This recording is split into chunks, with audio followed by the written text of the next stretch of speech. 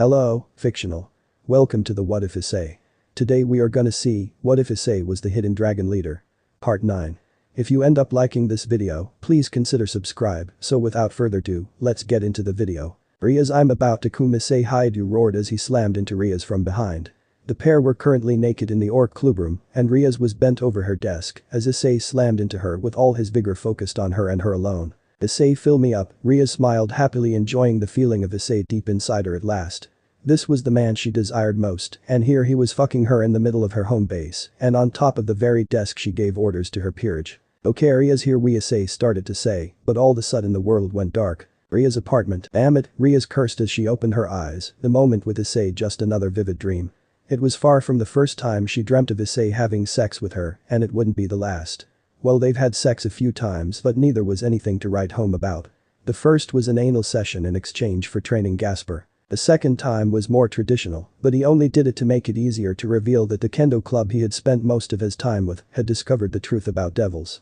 He's had sex with plenty of others, but never once was it her, and that was the reality of her relationship with the red dragon. As she got up from her bed, her naked body was revealed to the world. Massive breasts with hardened pink nipples that glowed in the early morning sunlight that pierced her room, and an hergless frame with breasts that were only surpassed by her Queen Akeno and the white dragon Empress Valerie Lucifer. She was the fantasy of practically everyone in her school, and practically every man in her school would give up their soul for one night with her, even though devils didn't do that anymore. Sadly, one of the few exceptions was the man she had finished dreaming about. Here we go. Another day of dealing with idiotic people who wish they could have me and me being ignored by the one man I wish could take me. Ria's mentally groaned. The worst part for Ria's was that Issei was sleeping with a lot of people she knew. Both her knights and her newest pawn could be counted amongst his lovers, and they were just the beginning. Valerie Lucifer, the person who should have been his arch-nemesis, was also his lover, along with two exorcists that appeared to have some of his power inside them. Her queen hasn't slept with him yet, but Ria's had little doubt that if she made her interest known he would accept it. The fact that the same wasn't true for her was infuriating, but she would have to focus on that later. Right now she had to deal with class and the horrible fact that two of her fellow youth devils might be traitors to devil kind. It really was a cruel existence. When she arrived at homeroom, Ria's quickly found the gazes of her two friends and fellow young devils Sona Citri and the recently returned Valerie Lucifer. She greeted the pair with a warm smile before sitting down in her seat, so Ria's have another dream about Issei. The person who sat next to her taunted much to her chagrin. Good morning to you too, Haruna.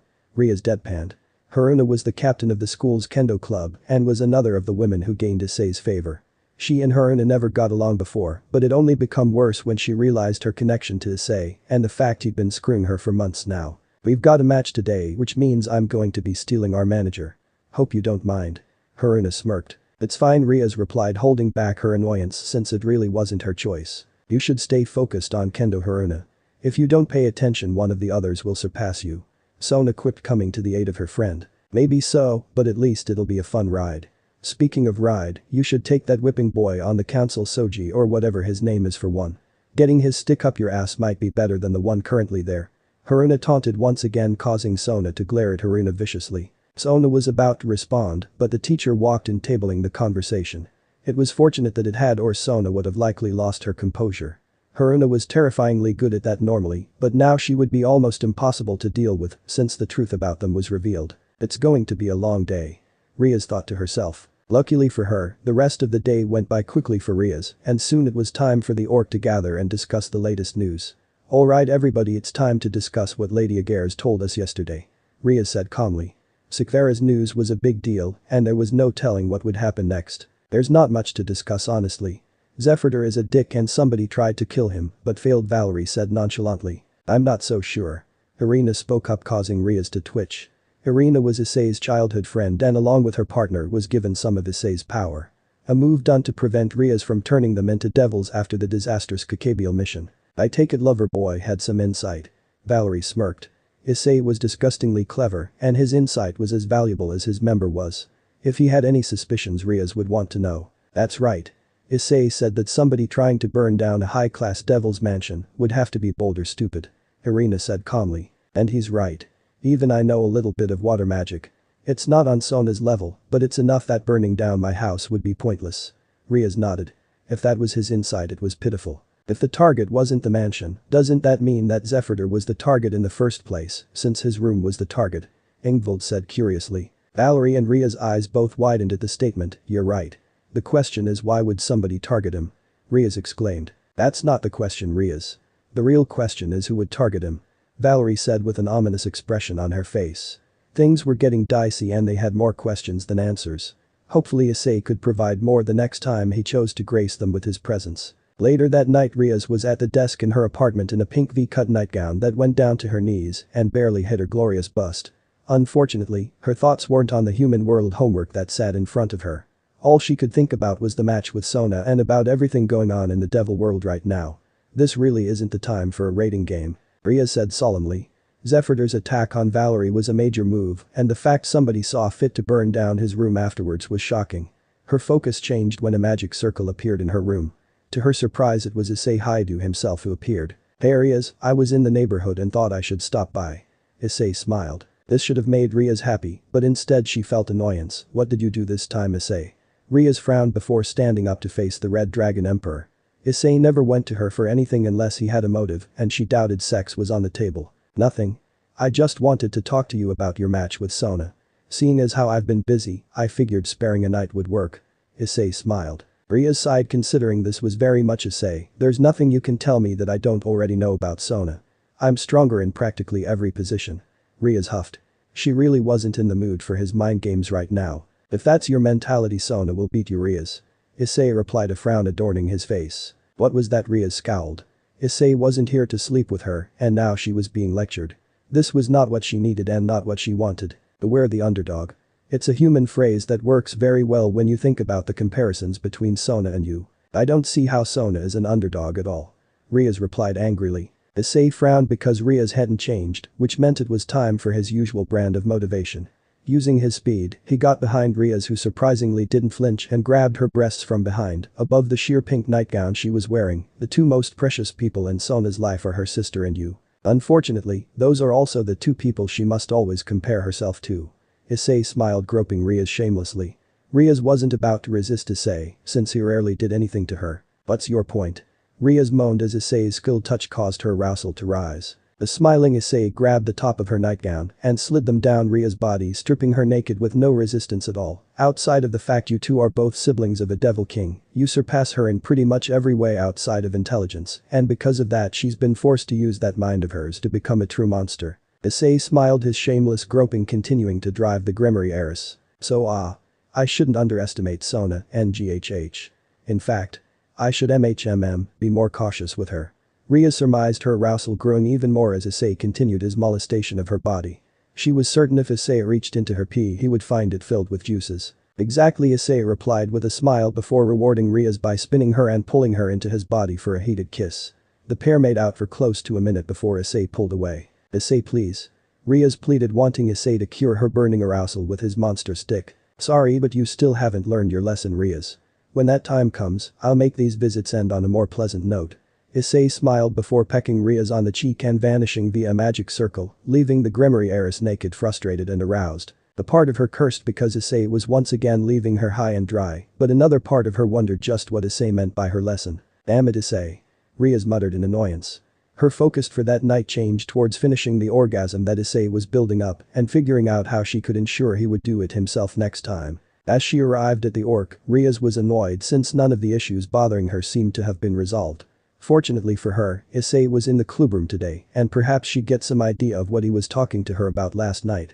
"Alright everybody, we don't have any contracts for today, which means we're training," Ria said happily. "Yep, all the contracts are coming my way this time around. You'll need your focus to beat Sona." Valerie smiled. She and Ria's tended to exchange days when they did devil contracts. It wasn't a coincidence that a group's contracts tended to happen when Issei was over. It wasn't lost on Valerie that LeFay was an attractive girl, and now that the curse wasn't a problem, Issei could and probably would pursue the witch if he so chose. "Now Valerie, just because you'd easily beat her doesn't mean you should lord it over Ria's," Issei said calmly, which served to irritate the Grimoire heiress further. "What's that supposed to mean? You were telling me last night that if I wasn't careful, I'd lose," Ria's exclaimed. "Yufufufu, so Ria's got to enjoy Issei last night, huh?" Akeno teased. "Nope, she just got a case of blue balls because she wasn't deep in red ones." Irina smirked, causing Ria's to blush and a few chuckles to come from her peerage. "That's enough. If you're going to tease me, you might as well go see the kendo club," Ria's complained. They had a day off after their match. Issei smiled happily. Speaking of the kendo club, I'm curious about something. Why is it that you aren't turning those girls into half-dragons like you did Irina and Zenobia? Yumi wondered. With the kendo club already aware of the supernatural, it would make sense to give them more power. Yet Issei was doing no such thing. Because they're too weak. Issei said bluntly. That's a bit harsh. Ria said with a frown. Considering how much time he was around them, you would have thought they got a lot stronger. Not at all. Those girls are all human to the core, and giving them supernatural powers would enhance them, but it would take a huge amount of training to get them up to speed. I'm good, but I can't get them anywhere near strong enough in order to allow them to fight by our side, especially since they don't have sacred gears, Issei explained. In other words, they're good enough to know about the supernatural, but not to become supernatural. Ria said bitterly. Not really. To be honest, I was planning to abandon them after the summer was over. The only reason I'm still there is because of that dumbus from the Cows Brigade, Issei said harshly. For Ria's it was another sign of how cruel Issei was. Those girls cared about him and yet he considered them disposable, bastard. You're no better than Riser, Riaz yelled out in disgust. If I'm no better than Riser, what does that say about you, Riaz? You went through quite a bit to get rid of Riser, but I imagine you've spent many a night imagining me fucking you the way I do the kendo club members. I'm sure Haruna never fails to remind you of our relationship either. After all, she has something the legendary Riaz Gremory does not. Issei replied coldly. That's enough, you two. If you have issues, work them out on the battlefield. Valerie insisted. Issei's relationship with Riaz was still a sore subject for the group and they would need to fix it before long. Fine with me. Come on, Issei, you and me one-on-one. Riaz huffed. It was high time she re-established the pecking order. He may have defeated Sona's peerage, but she was on another level from them. Very well, Issei replied with a vicious grin. He was going to enjoy putting Riaz in her place. Just as Riaz expected, the spar between her and Issei established the pecking order between the two. Unfortunately for Riaz, it wasn't in her favor. Ah. Riaz moaned as Issei's rod kept slamming into her backdoor with brutal precision. Her peerage and a smiling Valerie were witness to a battle that barely lasted a minute before a victor was established. Riaz starting by aiming a magic blast at Issei, one he easily dodged before he used his speed to get behind Riaz. From there, Issei groped Riaz from behind and began teasing her breasts and neck, causing the Gremory heiress to fall to her knees, and from there it wasn't long before Issei was fucking Riaz in the ass, the battle long forgotten. So how does my rod feel going out of your ass? Issei grunted, enjoying the feel of her back entrance gripping him tightly. So good. Riaz moaned, forgetting about the fact she was angry with him. Rather ironically, she was just glad he was fucking her at all. Remember how you compared me to Riser? Would Riser fuck you like this? Issei smirked. I wouldn't let him. Riaz exclaimed. She hated how easily she made him submit, but what was worse was the fact that despite his brutal treatment, she wanted more. Her pee was leaking juices onto the grass of Kuoh, and she was fortunate Valerie put up a barrier or the whole school might hear her cries of pleasure. That's right, Riaz. You went as far as to allow a fallen angel to kill me just for the chance to be rid of Riser, and when that failed you bartered your knight, hoping that it would help matters along. Issei smiled, reminding Riaz of how Yumi fell further into his grasp thanks to her. Do you know the difference between you and Valerie, or even you and the kendo club? Issei smirked, pulling out of her ass. No. What is it? Riaz moaned, wanting Issei to resume his assault on her body. Despite our rivalry and everything that came with it, Valerie put all that aside because of Azazel. She put the desires of those around her first, and it's why Kuroka supports her and why the hero faction lost Arthur LaFay and Biku to her. Issei smiled before slamming into her pee this time. Ria's response was simply a cry of joy. Murayama was merely the vice captain, but Haruna and the kendo club fought tooth and nail to protect her from my grasp. They ultimately failed and soon they were crying my name like you are now, but it was clear how much they cared about her. That type of care is critical, Riaz. Issei smirked. What does that mean? Riaz moaned, trying to focus on his words instead of his dick. A difficult task due to the sheer girth and how easily he moved inside her. When you learn to put the needs of everyone else in front of your own needs, that's when you'll become a king. When you truly become a king, Riaz, I'll revisit our relationship, but until then you'll be stuck with moments like these. Issei smirked as Riaz's release arrived. Issei. Riaz cried out as her love juices flowed down her legs. The smiling Issei pulled out and showed his hardened beast to the crowd. So who would like to help me finish this? Issei smiled, and in seconds Yumi and Carloman were in front of him ready to finish what Riaz's pee and ass started. Not fair, Riaz muttered as she collapsed from Issei's brutal treatment, but as she did, she watched her knight service a smiling Issei. It was bittersweet, but this was how it was between her and Issei. Hopefully that would change soon. Riaz opened her eyes to find that she was back in the bedroom of the orc. A quick feel of her body revealed that she was in her favorite nightgown with her panties off. What happened? Riaz mumbled. Issei took you for a spin, and after he was done took you me and Carloman for one also. You collapsed and me and Akeno took you home. Akeno left you to rest, but I figured we could chat. A smiling Valerie said from right to the side sitting on a chair. Ria shuddered as she recalled her latest moment with Issei, but also the words he spoke to her as he hammered her. Was Issei right? Did I fail as a king? Ria said curiously. Well, your servants would say otherwise. The answer is very clearly yes. The fact remains that despite your reputation for treating everyone like a family, you failed them miserably. Each of your servants had major trauma in their lives, but instead of helping, you simply ignored it and hoped it would take care of itself. Because of that, you were forced to go to desperate measures to stop somebody in Riser who would have easily fallen to your group had they been treated properly and their powers nurtured by you. Instead, you had to struggle, and you were lucky Issei was who he was and he bailed you out, Valerie said bluntly. Ria should have never needed Issei. Forget Kaneko and her powers. If Rias had properly nurtured Akeno's powers, Riser would be toast. Gasper would make it overkill. Ria sighed, unsure that she could deny it. Without Issei and Valerie, there was no telling where she'd be right now. It was one of the reasons she allowed Issei to have his way with her without putting up much of a resistance. Another being her feelings for him, which were obvious. Valerie noticed her despair and decided to act, however that's in the past. Right now you need to focus on Sona or you'll be in trouble. Thanks Valerie, Ria smiled. Welcome, Valerie replied before teleporting away. Ria smiled happily as she was determined to show Issei that she was a worthy king. The smiling Issei stood in front of the orc with the rest of the crew as they prepared to send Rias off for her battle with Sona. As a united front, they chose to go with their Kuoh uniforms, and the Gremory group was ready. Well guys, wish me luck. Ria said bashfully. Good luck, Gasper. Show them what you've got. Issei smiled before walking over to the innocent bishop and patting him on the head, ruffling his hair. Thank you, Issei, Gasper muttered happily since Issei was being much kinder than before. Aren't you going to wish us good luck, Issei? Yumi smiled. But of course, Issei replied before moving over to an eager Yumi who wrapped her arms over his shoulders and made out with him. I can't lose now. Yumi smiled before Issei turned to Carloman. I guess it's my turn. Carloman smiled. Thanks to his clones, he had gotten to know the knight a lot better and their friendship had grown. Of course they still had sex, but it was obvious their relationship was more than that. Yep, Issei replied before Carloman got the same treatment as Yumi. Issei turned towards a fidgety Ingvild. You ready, Ingvild? Issei wondered since the girl was finally going to show off her power in an actual battle. Yes, and I'm glad I have you support, Ingvild replied, ready for her turn. But Issei smiled, repeating the process he enjoyed with his other two lovers. Yufufufu, aren't you forgetting somebody? Akeno smiled. I mean, we haven't exactly done much, Akeno, but if you want some encouragement, I'm game. Issei smiled, causing Akeno to smile but a few watchers to frown. She means Rias, you dick. Valerie deadpanned. Oh right.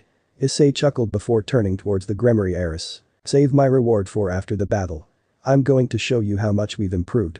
Ria said firmly. Alright, Issei replied before walking to the side of the others. A moment later a magic circle appeared and Grafia arrived to escort the group to the battlefield.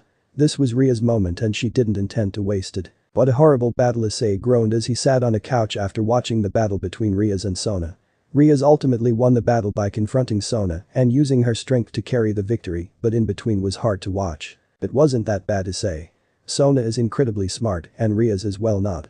This was always going to be a tactical battle and everyone knew it, a female voice replied as she walked towards Issei and sat down next to him on the couch. I know that, but I expected her to use some strategy. Allowing Gasper to get taken out so easily was careless and not expecting some sort of counter-attacking strategy was a foolish move. She underestimated Sona and paid the price. Issei lectured. Rias won, but Sona was the big winner, having taken out Yumi, Kaneko and Akeno in the process. Yumi and Kaneko both lost to reverse a spell that allowed the user to reverse the damage given to them. Akeno lost from the one major surprise of the battle in Tsubaki. Turns out in addition to being pretty good with the sword, in her case in Ajanata, her sacred gear Mirror Alice let her take any attack and send it right back. Akeno's lightning attack was quickly turned against her. Yes, but Carloman's experience with Riser paid off. Once she realized that reverse was being used, she changed her strategy and put an end to things. The girl replied. She couldn't disagree with Issei's assessment, which was not a good thing for the Gremory heiress. Yeah, and that's the only reason I'm even being remotely merciful. At any rate, Rias is going to get a lot of grief from me later. Give her a break, Issei. Rias is the type who never needed strategy and it came back to bite her. The girl replied as she grabbed a remote and turned on the television. Yep, but let's stop talking about that and focus these tapes. What do you think, Sakura? Issei smiled as he looked towards the Aguirre's heiress who was sitting next to him eager. During the battle, Issei got a message from his buddy saying that he got a hold of the Gundam tapes that he asked about and he could pick them up at any time. Issei let Sakura know about it soon after, and they agreed to watch the tapes after the battle. Fortunately for Issei, Rias had rooms in the apartment complex she owned for the devil heiresses to use if they ever wanted to come to the human world, and he met her at one of them with the tapes. He obviously wasn't going to talk to Rias after the battle considering his disgust, and he did owe her for what happened with Valerie. Sounds good, Sakura smiled, dressed in a long blue short-sleeved robe that went all the way down her legs. They were sitting in the very simple living room on a large blue couch that was clearly made with the Aguirre's heiress in mind. The Aguirre's heiress got up and reached for the bag that held the DVDs, going out of her way to show off a decent ass, and walked over to put in the first of the DVDs. "I'm not surprised you're eager to watch them, but I am surprised you asked me to join," Issei admitted. Sakura didn't respond, but simply walked back to Issei and relaxed on the couch. "Things like this are best watched with company, and since you're here I figured why not," Sakura replied. Whatever, Issei smiled as the first episode began. He was admittedly curious about the episodes himself, so this wasn't a bad deal for him. The fact Sakura was a devil princess didn't hurt either. The next week went off without too many issues, and Issei found himself watching the battle between Sakura and Diodora at Azazel's house with Valerie and her peerage. "I wonder how this battle will play out," Issei said curiously. "You mean because you're sleeping with Sakura or because you're curious how Diodora will act now that Zephyrdor has been taken out?" Valerie deadpanned. "I have no idea what you're talking about," Issei said with a wry smile. "We all know you've been visiting Sakura's room in Ria's apartment for the last week. The fact you did it right after Ria's rating game shows you've got guts, big guy," Valerie teased back. She wasn't nearly as annoyed by this news as Ria's. The Grimoire heiress and Issei got into a major fight the middle of the week regarding Sakura. Granted, it was mostly Ria's complaining about the fact that she gets treated coldly compared to everyone else. "Just like I told Ria's, I'm going to remind you that I'm not actually sleeping with her. She wanted me to watch the Gundam episodes with her and I did." Binge watching isn't exactly the easiest thing, Issei groaned. The 43 episodes took them 5 days to finish, so Issei spent plenty of time with her. Between the binge watching and the clones he had to send to satisfy the other girls in his life, Issei spent the whole day before sleeping. Whatever, Valerie rolled her eyes. "Enough flirting, you two, let's watch the match." LeFay pouted. "Don't be jealous, LeFay. Now that you two can stay in the same room together, I'm sure you can get some quality time yourself." Biku teased, causing LeFay to blush. "I don't," LeFay started to say before Arthur interrupted. "Enough, we're here to see if Diodora will show any signs of being a traitor. We can discuss the Red Dragon's sex life, and I can't believe I just said that, another day." Arthur groaned in annoyance. "Fine with me," Issei smiled as the battle began. By the time Issei left Azazel's home, he and Valerie could agree on two things regarding the Astaroth heir. The first was that Diodora was absolutely in league with the Chaos Brigade, and the second was that Diodora was one of the most disgusting individuals that either of them had ever met. As the sun shone on the apartment of Valerie Lucifer, a familiar smacking sound was heard coming from the bedroom. "I'm coming, Issei," Valerie Lucifer cried out as Issei hammered her from behind. Her rear was practically red from the pair's romp that started 6 hours ago, and her bed sheets were practically white now due to the amount of semen that already came from her partner's body. "Here we go," Issei roared, spraying his seat into Valerie's pee once again. But considering how many times he had enjoyed the Lucifer heiress's body the night before, it was a small burst. As Issei pulled out of Valerie, his cock was practically surrounded in jizz, and it finally went limp to his relief. "I hope that's enough," Valerie huffed. "Yeah. I finally used up all my juice. I'm guessing neither of us expected to be going for this long," Issei smirked. Valerie leaned up to kiss Issei one more time. "Hey, we were both pretty pissed. The only reason Diodora's alive right now is because we took out all our frustration on each other. Shame we gotta go to class now." Valerie smiled. Her body was sore as hell after their marathon encounter, and honestly, if Issei hadn't sterilized himself, she was certain she'd be pregnant, even with a devil's notorious inability to have children. What they learned was that revolting. Flashback. "So far this is going pretty well for your newest girlfriend." Valerie smirked as she and Issei watched the battle with Diodora. The battle was very even so far, and now Sakura was confronting Diodora at last. "She's not my newest girlfriend. I told you that we were just watching Gundam together," Issei reminded her. Valerie looked at Issei skeptically. "The real you and not a clone has been watching Gundam with her for 5 days in a row. If you're not sleeping with her at this point, that means something is wrong with her or something is wrong with you." Valerie deadpanned. Issei wanted badly to counter it, but admittedly he had none. "I have my reasons, Valerie," Issei said grumpily, since it really spoke to the type of person he was. "Whatever you say," Valerie smiled as they began watching the battle. Diodora was decent in magic, and Sakura was also, which led to an even battle once again. It really could be anybody's battle. "Are you ready, Sakura? I'm going to finish you off right now," Diodora said smugly before casting a magic circle. However, it wasn't the asterisk symbol that appeared, but a purple one with a snake eating its own tail that mimicked an infinity symbol. That's. Drake and Albion both spoke up, catching the group off guard. What's the matter, Drake? Do you recognize that purple symbol? Issei said nervously. Yes, I do. It's the symbol of Office, the Dragon of Infinity. Drake explained. What? Valerie said in shock. Azazel used to tell her stories about Office to motivate her. She may have the appearance of the little girl, but Office was the second strongest dragon in the world. I guess we got our confirmation Diodora's in the brigade. Issei frowned. Yeah. Zaz did say you'd need somebody special to control Kakabiel, and Office would do it. According to Zaz, her snakes boost power which would make her perfect as the leader of a group of bad guys with ambition, Valerie said with a sour expression on her face. Sure enough, Diodora's power spiked and Sekvera fell in short order. Shame for Sekvera, but now comes the fun part. Issei smiled, causing an odd expression to come on the faces of the others in the room. Fun part, Biku wondered, and an ominous silence filled the room. After the first day of our Gundam marathon, Sekvera asked me if she thought there was a chance Diodora would do something to her during their upcoming match, and it unintentionally sparked something. Issei said with an even more ominous smile. I don't want to know, do I? Valerie said rhetorically. Actually, you do, since it doesn't actually involve sex. Issei chuckled. Continue. Valerie frowned.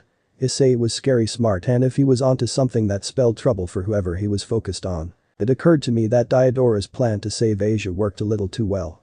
Issei replied. Valerie paused for a moment before her eyes widened in realization. You're not suggesting? Valerie explained with a look of shock. Yes, I am.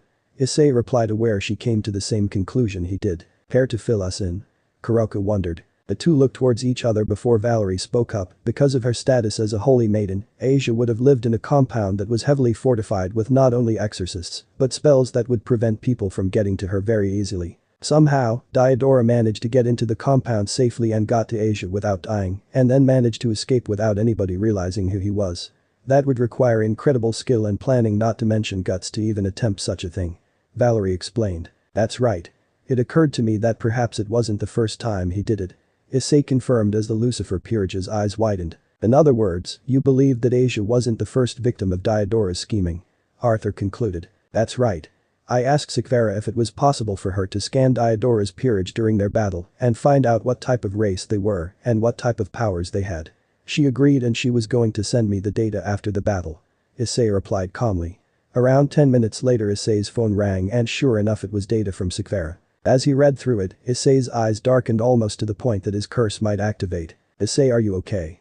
Valerie replied nervously. No, and you and I are fucking right now, because I might tear that guy apart if I don't calm down.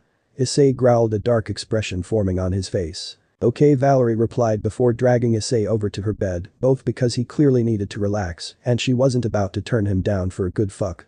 After their first round of fun, Valerie asked Issei what made him so mad, and he showed her the data. It turned out that every single member of Diodora's peerage was human female and possessed incredible holy power. In other words, Diodora's peerage was all former holy maidens.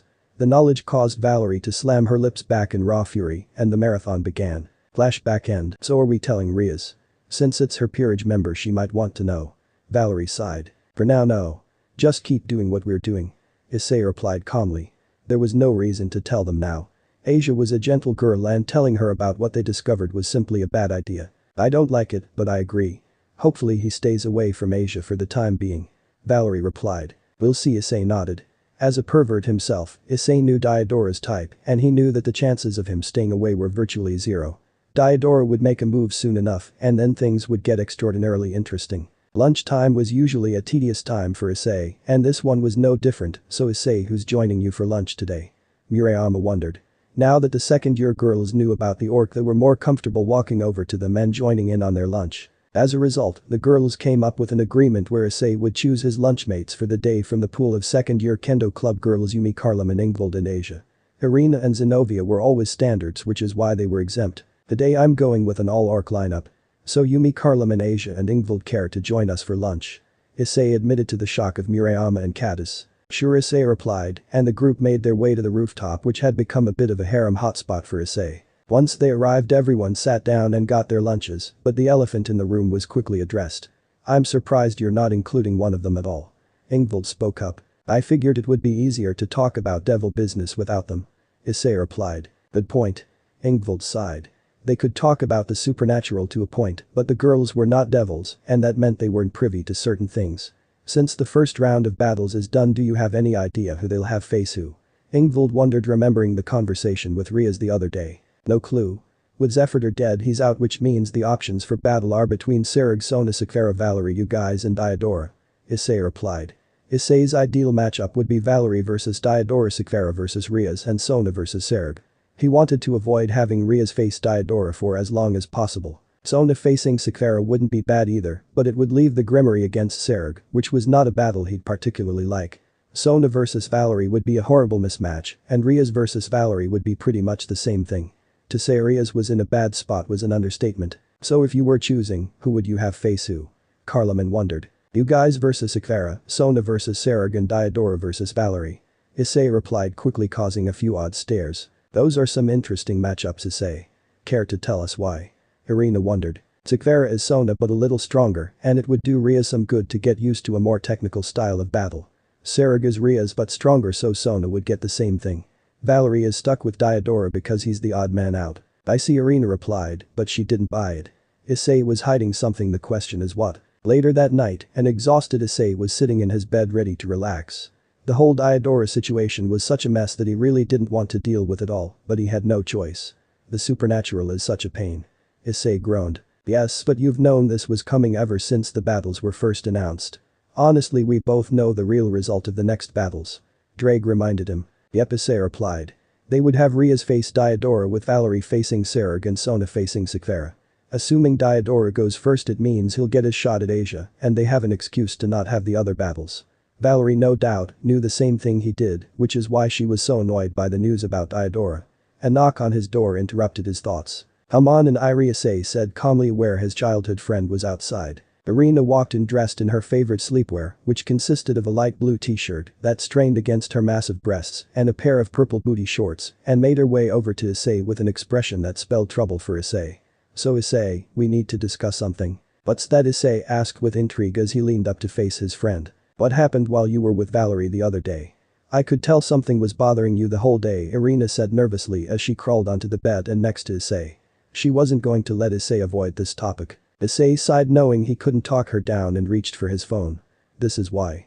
Issei replied quickly, finding the text and showing it to Irina. How is that possible? Irina said in disbelief as she gave him his phone before she began crying all over his shirt. Diodora is that much of a bastard. Issei said calmly, wrapping a comforting hand around her. I agree with that, but that's not what I'm bothered by.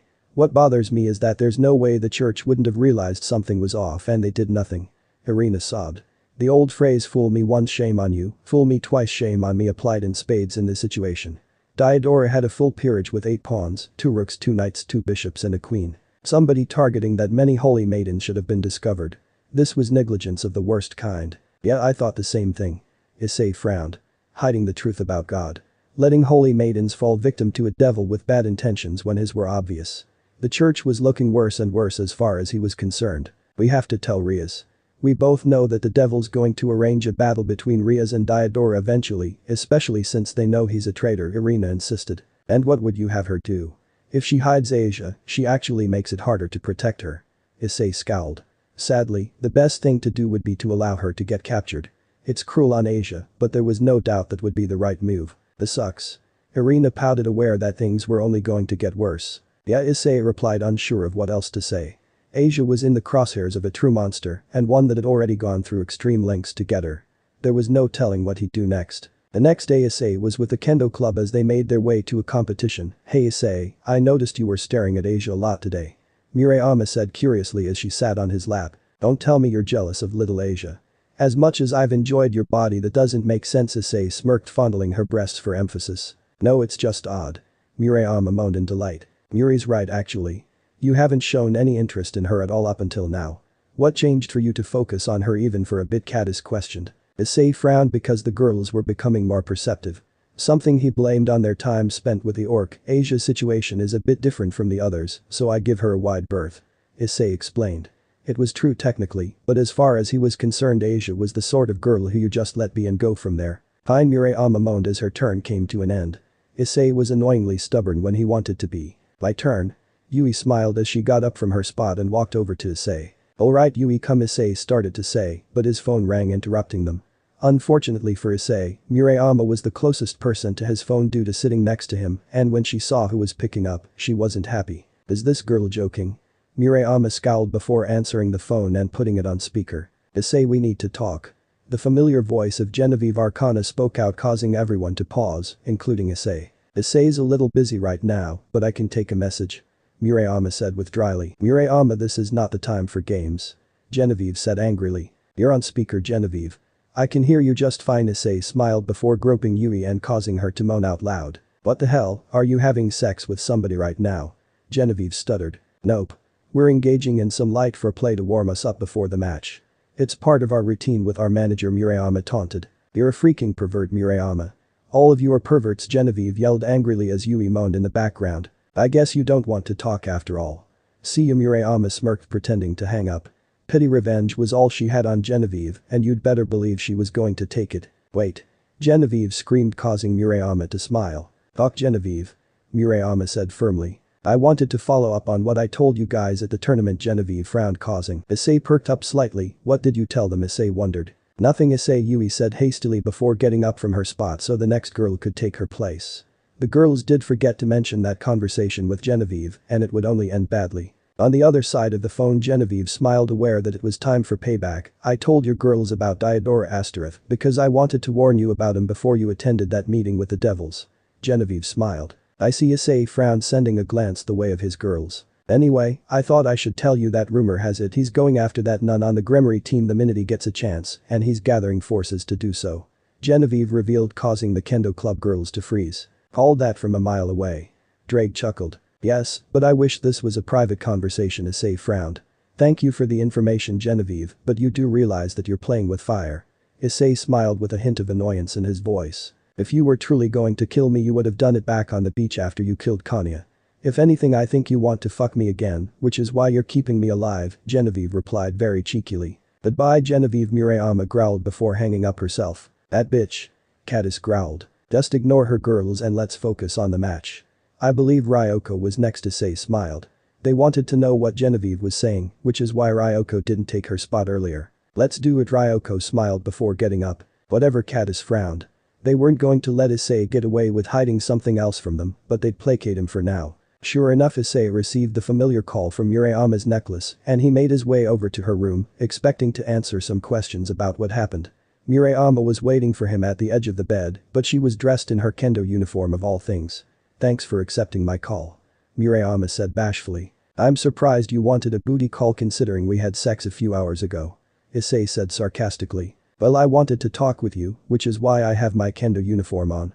Usually I wear a nightgown or lingerie, Murayama reminded him before patting the spot on the bed next to her. So what's up? Issei chuckled as he sat next to the girl who was his first conquest and the start of everything in his life. Genevieve mentioned that some guy named Diodora was after the blonde nun on the Gremory group. That means he's after Asia, right? Murayama said nervously.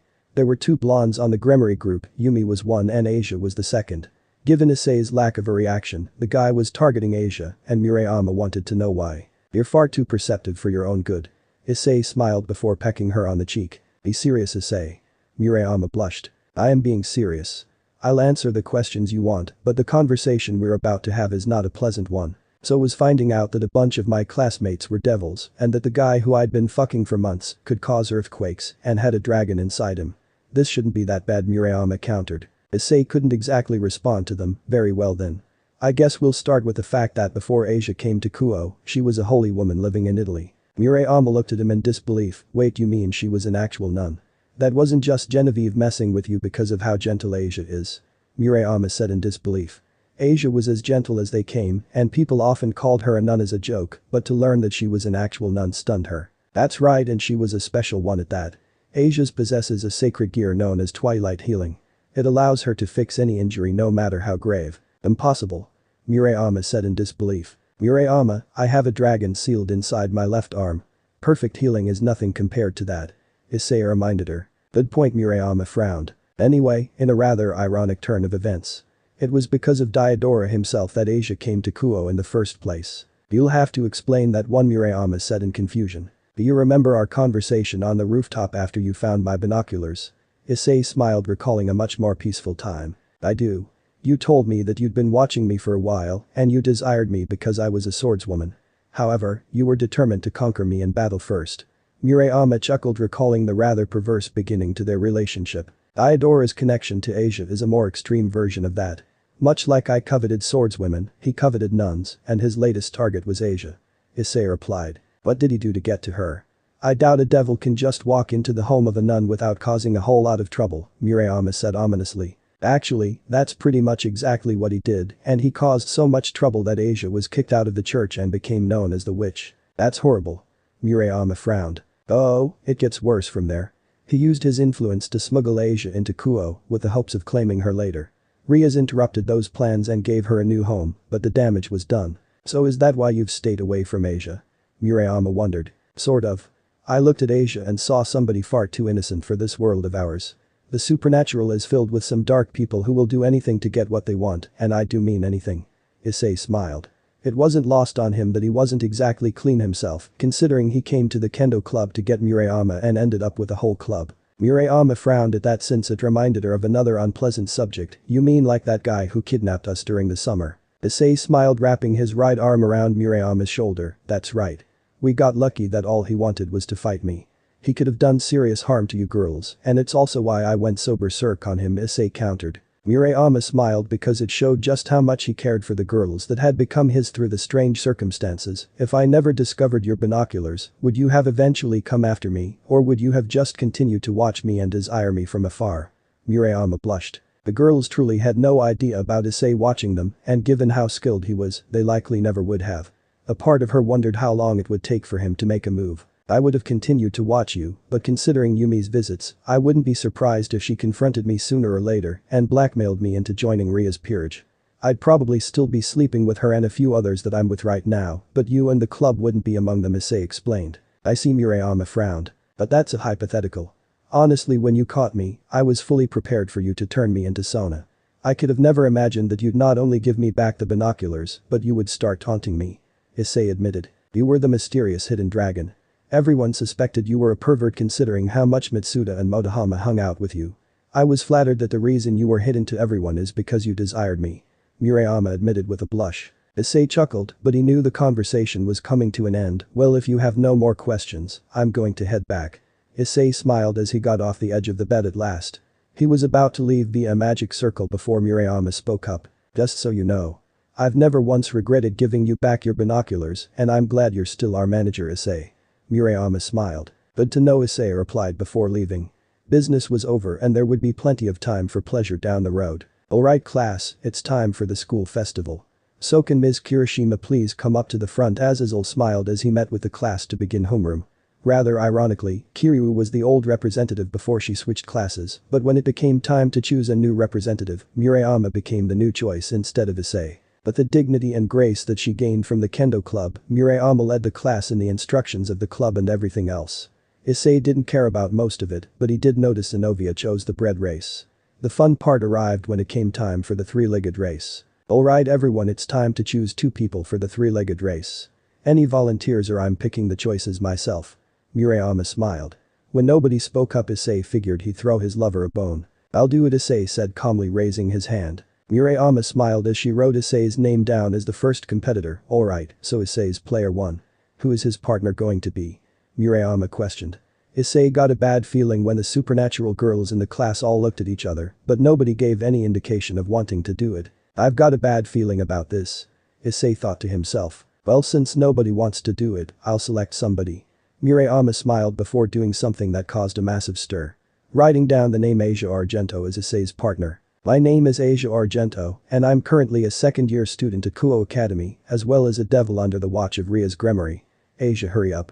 We don't want to be late for class. My friend Zenovia said from outside my door. I was currently living in an apartment complex owned by my devil master, but it wasn't always this way. Up until a year ago, I was the holy maiden Asia Argento living in a compound in Italy. Every day I met with people who had traveled from all over the world just to be healed by me using my sacred gear. I was a very special existence to the church, and I was pretty sure I'd be a saint before too long. Then that fateful day happened, the day that changed me forever. Flashback. There I was minding my own business sitting just outside the room that had become my life for the past few years when I began to hear explosions. What's going on? I asked nervously, wondering what had happened. One of the nuns assigned to me walked over and said, "It's nothing, Lady Argento. Return to your room." I acknowledged that and walked back into my room, wondering what would happen next. I heard explosion after explosion, and eventually I went outside, and although I could see smoke, I still had no idea what was going on. All of a sudden, a young man with torn up priest's clothes appeared out of nowhere. He had dark green hair, but that was all I could see because my focus was on the massive wound on his stomach. "Help me, please. A devil has attacked the compound and he gave me this wound," the man muttered. "Right," I replied, quickly running over to help him. I was shocked that a devil managed to invade the compound, but if he needed help I would do so.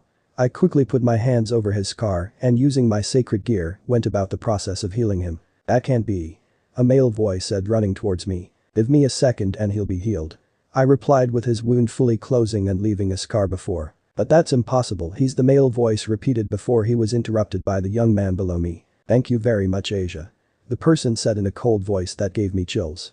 All of a sudden a pair of devil wings sprouted from his sides and he flew away, leaving me in shock. "The devil," I gasped, realizing that I had used one of God's gifts to heal a devil, and not only that, but if his story was true, he was the one who had attacked the compound. As I looked towards the man from before, I could see the look of horror on his face, and I knew that trouble was coming my way. "Witch," the man shouted, and he ran away before I could say anything else. "But I didn't know," I said, solemnly, unsure of what else I could do. I had healed a devil with holy power and I had been seen. I didn't know much, but given that he called me a witch, I knew that my life had changed for the worst. Not even 3 days after that incident I was kicked out of the church for being a heretic. Flashback end. "Okay," I replied as I grabbed my bags and walked out of the apartment. That day was one that I'll never forget, and even now I occasionally think back to that day. I don't tell anybody about it because it's a personal matter and one I kept a secret up until now. I made my way to class with some of the people who are part of my new life. The first was Female Kiba, a knight in the Gremory peerage like mine. The second was Carloman, another knight of the Gremory. The third was Ingvild Leviathan, another devil heiress who had somehow become a pawn of my new master.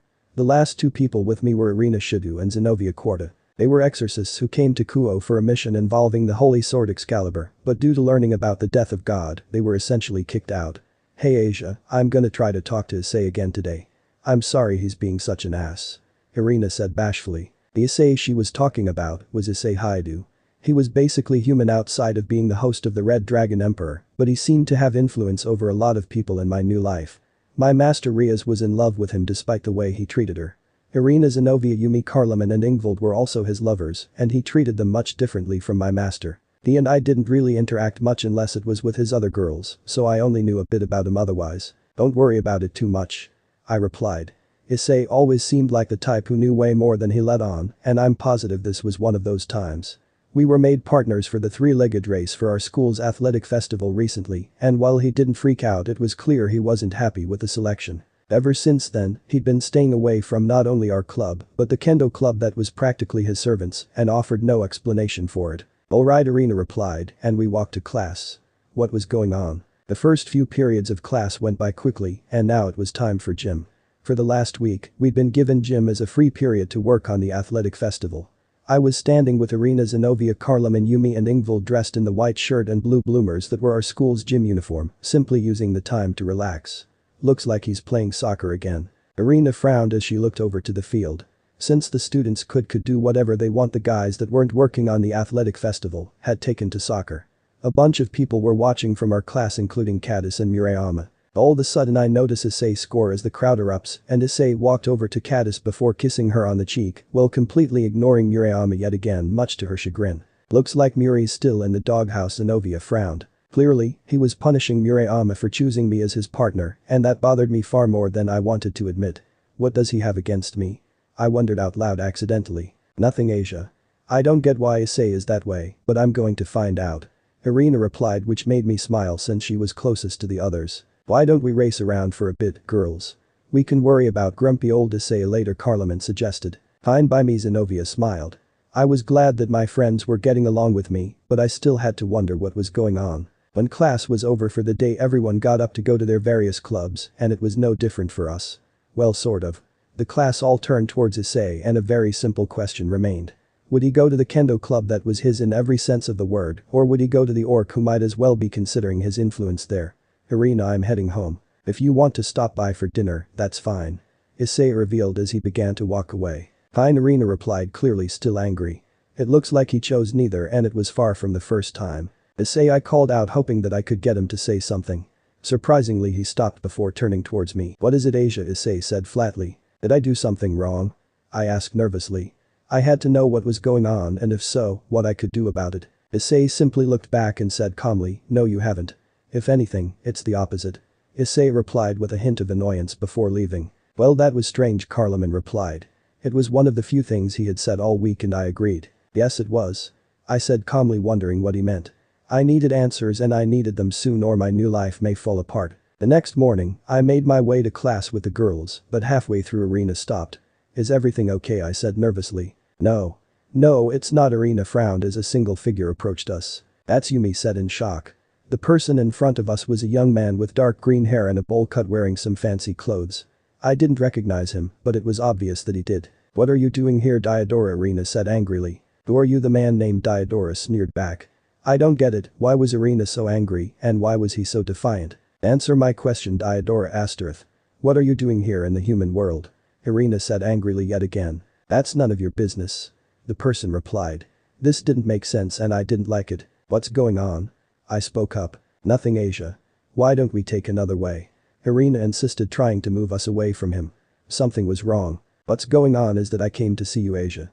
Diodora smiled. Me, but I started to say, but I was interrupted yet again. If you wanted to see Asia, there are much better ways than surprising her like this. For the brother of Amayu, you don't have very good manners, do you? Diodora, Valerie said out of nowhere. Valerie was Valerie Lucifer, another high-class devil in addition to being Issei's lover. I saw one look on that man's face, and I realized something was off. He was absolutely furious, and his expression had darkened to a terrifying degree. Very well then. I'll see you another time. Diodora frowned before leaving. As he left, I noticed Irina quickly calm herself down. What's going on? I said nervously. Irina and Valerie stared at each other before coming to an agreement. It's nothing, Asia, Valerie said hurriedly. Yeah, Irina assured, but I wasn't convinced. They were hiding something from me, and I wouldn't have been surprised if it was related to Issei's issue with me. The end of the day had arrived, and I was calm as we prepared to leave. Is it safe to assume you're not coming over for dinner, Irina? Issei spoke up. Yeah, Irina replied coldly. Oh well, Issei replied before making his way home. Seeing calm look Issei's face and the looks of sorrow and anger on Murayama and Irina's faces, I realized that this was too much. I had to do something. Issei, wait. I said nervously. Something was wrong and I was tired of waiting to see what everyone else did. What is it? Issei replied calmly. I'd like to talk with you later. Is that okay? I said hopefully. Issei simply looked at me calmly before sighing. Very well. We'll talk tonight. Issei replied before turning to leave. Thank you, I said happily. Now I could get my answers at last. When I asked Issei to talk, I knew that it wouldn't be over the phone. In fact, I fully expected him to come over to my room. I was wearing a simple light green nightgown with white frills. It was around 10 p.m. when a magic circle appeared in my room. Sure enough, Issei came out, but he was wearing a black tracksuit and pants. You wanted to talk, Asia. So here I am. Issei said warmly, which was a surprise. What did I do to you? I asked with sorrow. Normally I wasn't this emotional, but seeing him be this gentle when he was so harsh before caught up with me. Issei replied in confusion. Ever since Murayama made us partners in the three-legged race, you've been angry at her and seemingly Irina as well. You haven't been to the orc either, and I know the reason involves me. Issei simply chuckled at my response. You really are too pure for this world. Issei smiled. I didn't like that response because he was clearly hiding something from me, and then I remember something, a way that I could get what I wanted even if it was embarrassing. If I hire you, will you tell me why? Issei looked at me like I was crazy. Can you repeat that? Issei said, almost bewildered. I want to hire you, Issei. Tell me why you're so angry and I'll give you any price you want in exchange. I said firmly. Issei smiled before walking over to me, and I could feel his heated gaze all over me. Are you sure about that, Asia? You realize what you just said? Issei chuckled as he put his right hand on my face. Instead of being nervous at what I suggested, I was firm. Yes, I do. Something is wrong, and if I have to give myself up to find out what, then I will, I replied. Issei looked at me in shock, but that shock turned to amusement. Very well, Asia. Your price will be to tell me if a person named Diodora Astereth ever approaches you. Issei replied to my confusion. Wait, you know him too? I gasped. What do you mean? To Issei's eyes narrowed, and now I knew something was wrong. He approached us as we walked to class. He seemed to recognize me from somewhere. I replied nervously. I see, Issei replied as his expression turned ice cold. I could tell he was angry about something. Well, since I've hired you, tell me. Who is he and why does he know me? I asked, wanting answers. Issei had an odd expression on his face before he took a deep breath. You're going to want to sit down for this one. Issei frowned. I followed his instructions and sat on my bed. Okay, so who is he? I asked. Diodora Astaroth is the devil that you healed that fateful day, and the reason that you got kicked out of the church, Issei answered, causing me to freeze up in shock. I couldn't believe it. He was the one who got me kicked out. He ruined my life and now he wants to see me. Why would he do that? I asked in shock. That doesn't matter right now. Issei replied sternly. The way he shut my question down told me he knew something, but the question was what? Tell me please. Consider it my request as your client, I said firmly. He ruined my life, and if he knew why I needed answers. Issei sighed before taking a deep breath. Diodora has a nun fetish. Every single member of his peerage is an ex-nun that he got kicked out of the church using methods like the one he used with you. He found these nuns again and manipulated them into becoming his servants. In your case, he worked with the fallen angels to bring you to Kuoh.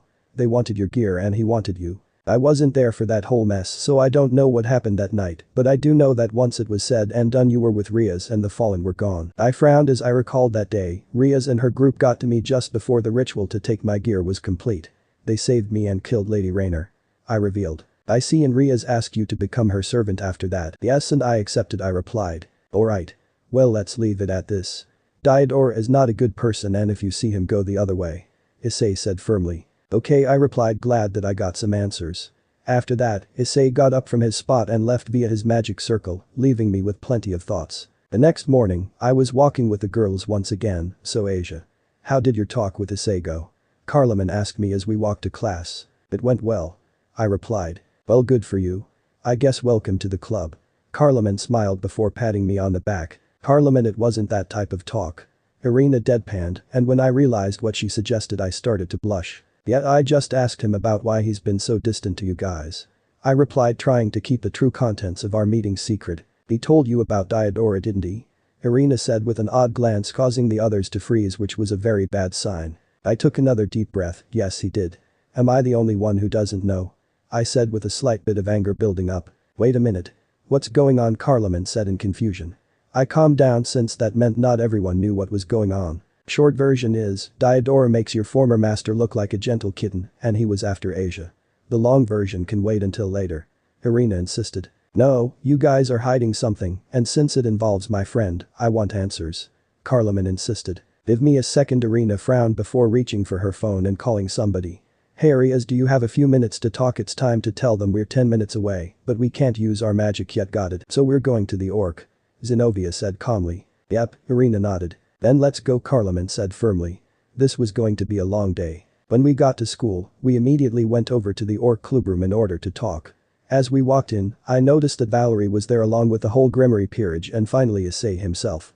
Something felt off about him though. Care to tell me why you're a clone, Issei? Irina said angrily. Last night, I told Murayama that her punishment was over and this morning she wanted to make up for lost time. Issei's clone smiled. Irina smacked her head in annoyance. As long as you're here, I guess it's fine. Irina huffed. How about we talk about the more important issue? Namely Diodora and what to do about him. Valerie said calmly. I'm confused. I met Diodora a few times when I was with Lord Riser. He seemed like a decent person. Carloman said curiously. Appearances can be deceiving, Carloman. I assume Irina told you the short version, so I'll handle the long one.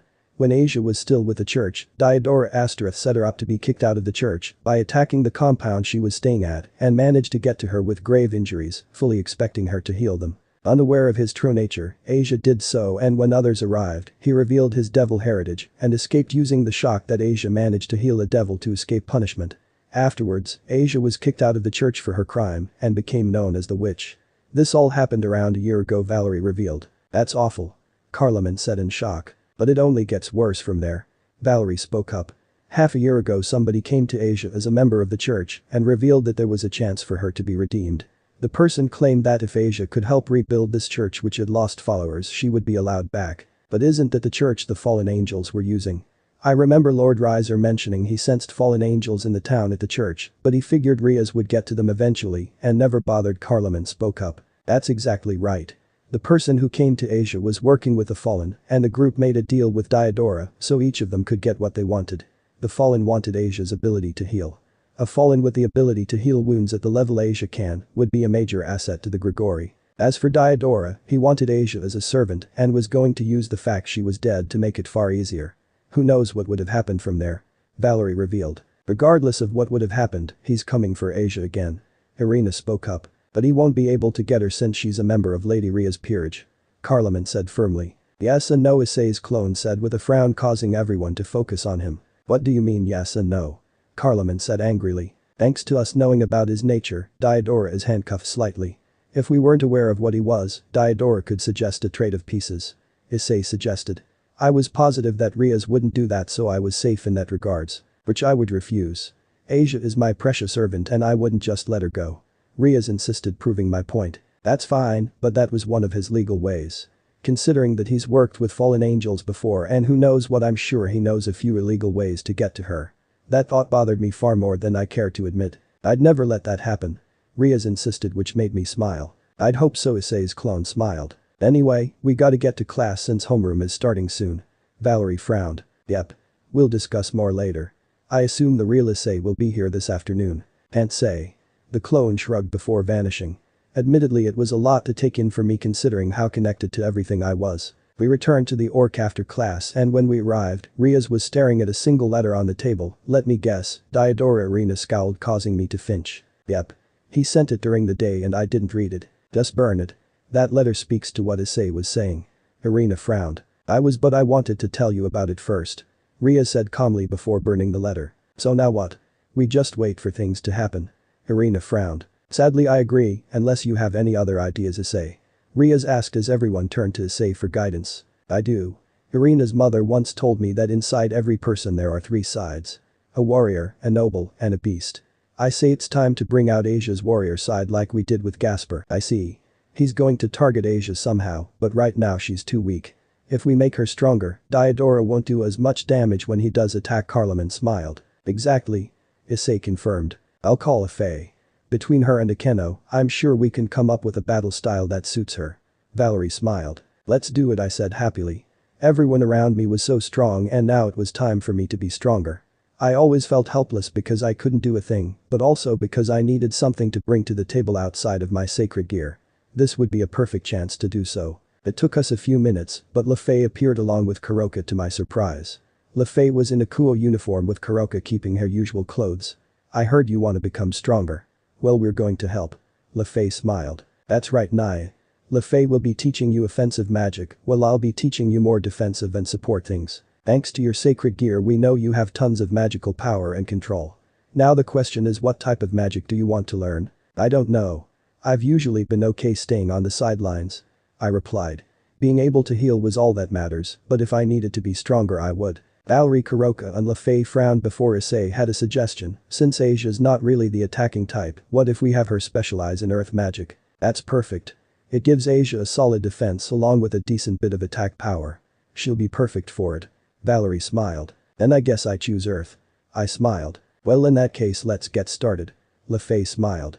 I was ready and now I was going to take my next step. With training over, it was time to go home, but instead of going back to my own apartment, I asked Irina if I could stay over with her, and she said yes. She and Zenobia lived next door to Issei, so I knew we'd be safe if something happened. I stayed in Zenovia's room, which seemed to reflect her nature, with very little fanfare outside of a desk and her twin bed, along with a dresser and closet. Hey Asia, are you sure you want to stay with us? Zenobia wondered as she helped me get ready. Yes, I don't feel safe in that apartment, and maybe if I stay with you, I can avoid Diodora. I admitted. The fact he was able to find me scared me more than I cared to admit, and I would do what I can. Alright, Zenobia frowned before she left. I didn't speak to the girls until dinner was made and we sat together as we discussed the day. So Asia, how does it feel to be training for battle? Irina smiled. Fine, but I have a question for you. I asked calmly. I got the feeling they were hiding something else that was big and I wanted to know what. Of course, Irina replied. Does what happened between Issei and Murayama have to do with Diodora? I asked calmly. Irina choked on what she was drinking before looking at me.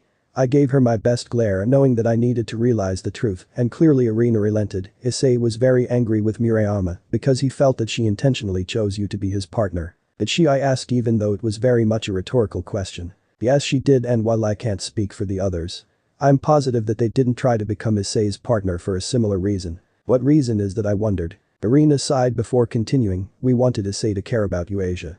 If you were his partner, he'd spend time with you and get close to you. We wanted him to be invested in protecting you. Irina admitted. From Diodora, right? I said nervously. Yes. He's a dangerous guy, Asia, and because of him things are only going to get crazier from here.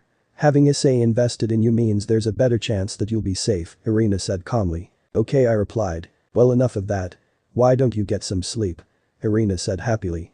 I'm glad that they told me, but I'm curious what Issei is really thinking. 2 days passed from the conversation with Irina and fortunately for me, we haven't had any encounters with Diodora since then.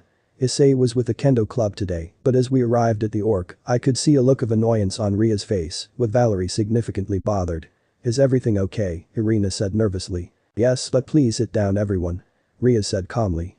I could tell that there was a look of real nervousness on her face. When we all sat down it was time for the announcement. I've just received word on the next round of the rating game tournaments. What's the plan? Sona is going to face off against Serg with Valerie facing off against Sikfera. Which means that I'll be facing off with Diodora Astareth. Riaz explained and my heart sank. Are you guys crazy? Irina exclaimed in disbelief. It isn't my idea. I wish Azazel were here so I could get angry at him, but it's not his call either. In truth, it was inevitable that we'd fight Ria's side. I wondered what was going through my master's mind, but I certainly wasn't comfortable with it. Well, let's get you ready, Riaz, because this is going to be very interesting. Valerie sighed. End of the here. So that's it for today's video, guys. Before you go, just like the video and share it with your friends. Bye.